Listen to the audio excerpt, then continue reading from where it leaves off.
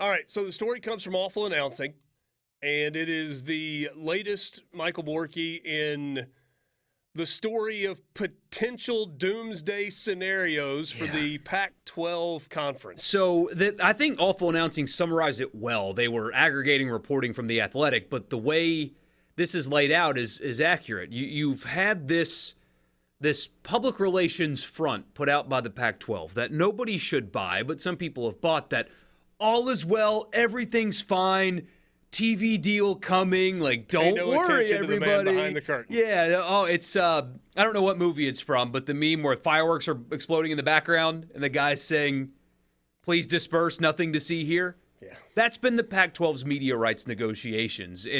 They've had a united front and we're all together and we're negotiating with all these partners and stuff.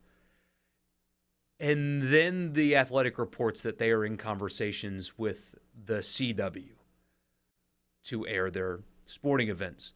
Which in fairness is available in most markets. You can get it. You probably have it if you have a package. Yeah. You can get it. The problem is... Now, like if you have YouTube TV or Hulu or whatever, I don't know if you get it there. I think I do. Maybe. I think so. I never miss Titans, so, I've got it. Okay, well, that's good to know.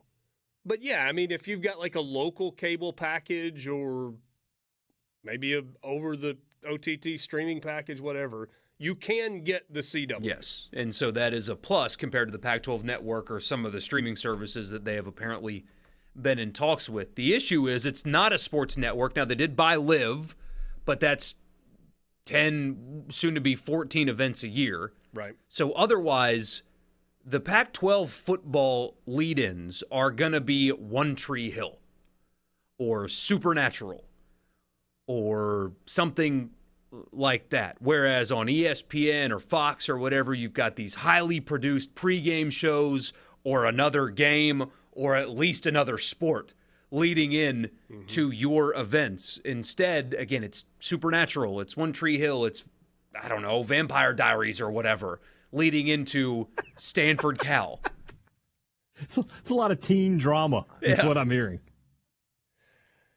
Yeah, and... I mean, look, there's a reason, and even though fans don't like it, there's a reason that ESPN has put marquee games in the 11 a.m. time slot. Right, there's a reason that Ole Miss Kentucky was in that slot. There's a reason that Mississippi State Texas A&M has kicked off at 11 o'clock on ESPN, and it's because it is a game that people will stick around for following a 3 decades old established pregame show that is almost like going to church on Saturday mornings for a lot of people.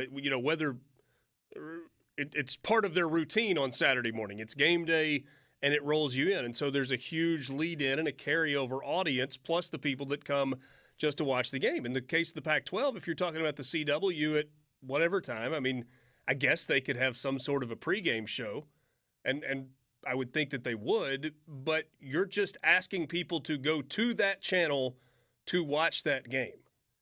And your point is it's not so – I mean, even if CBS – for the 2:30 window on CBS for all of these years, there was a half-an-hour pregame show, like College Football Today or whatever it was called, that rolled into the game. But CBS carries sports, right? I mean, it's either golf or the NFL or college football or... And it still has the brand. I know linear TV is going away, but Fox and CBS and ABC still carry a whole ton of weight. So it appears with the departure of Southern Cal and UCLA that in order for the Pac-12 to get a reasonably good TV deal, they're going to have to expand in terms of teams. And I don't even think it's about expanding footprint anymore. It's, markets, I guess, to some degree. And it appears that San Diego State and SMU are two of the more likely, if not the most likely. And what's the streaming service thing going to be like? So Apple has kicked around the tires. They've kicked the tires on this a bunch. But the thing that has been reported by The Athletic, by Andrew Marchand, by John Orand at Sports Business News and others is that Apple is not in a hurry to do anything. And going through the contract process with Apple is like getting a months-long colonoscopy. It just never ends, and their lawyers just take all this time in the world, and so it's really hard to jump through all the hoops to get that done. And is that what you want, right? I mean, do you want to be on Prime Video? Do you want to be on Apple Plus? Maybe in 15 years or but less. Not today, right? Not as your primary? No. And the issue that they're going to run into on top of it's hard to find, and as a sports fan, it's still a habit. If let's say your team's not playing on a Saturday, you got an off week. You take the kid to the soccer game, and then you get home, and what's the first channel you put on? ESPN. ESPN. And so not only are you not like the habitual place to find, your games aren't compelling either. Yeah. So, like, people would go to the ends of the earth to watch Alabama football. I love this piece of the story, Borky, where it says rivaling updates on the Pac-12's progress have been frequent with leaks aplenty. Read one article and you'll get a narrative of everything is fine, everyone is happy, we're almost done, don't worry about it. However, there are also quite a few updates that seem to say, man, that iceberg is really big and we are headed right toward it. And you may be asking, why is this important? Why? Because I think at the end of the day, this could lead to more realignment. That's what's happening here. If they sign a very low bar deal with the CW and the Big Ten's engaged in conversations with Oregon, that kind of thing is what's going to follow. Well, and maybe even more likely than that, Bobby Robbins, Robert Robbins, the president at the University of Arizona, you may remember that name because his name surfaced when Ole Miss's job was open years ago. There's some ties there, whatever. He has been very open about saying, we're not in a hurry.